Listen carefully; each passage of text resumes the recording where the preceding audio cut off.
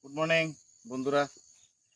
আজকে অনেকদিন পরে আবার তেলিয়ামুড়াতে আসার মেন উদ্দেশ্য হইল গিয়া, সবসময় তো আইতে পারি না কাজের চাপে। তো সকালবেলা আই আমি দিকে আমার সেই জায়গাটার মধ্যে আমি বাইরই।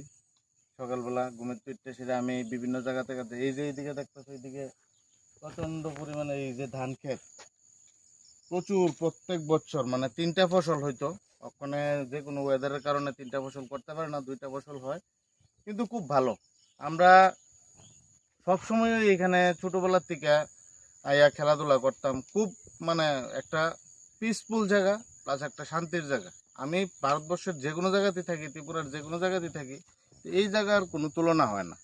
কারণ এখানে আমরা ছোটোর থেকে বড় হয়েছি, একটা অন্যরকম একটা ফিলিংস আই এখানে।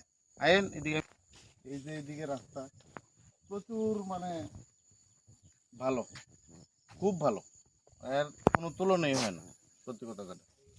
প্লাস এদিকে অনেক বাড়িঘর আছে, যারা আজকের থেকে অনেক বছর আগের থেকে আমরা ছোটবেলা থেকে আইতাম যাইতাম, ঘুরতাম, খেলাধুলা করতাম।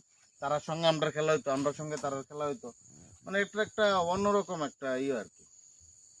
ঠিক আছে, ওকে, সবাই নমস্কার, টাটা। না আমি কইলাম এই জায়গাটা থাকতে আমি কমুতে দেবো, মর্নিং ওয়াক করে তুই আমরা খালি স্টার্ট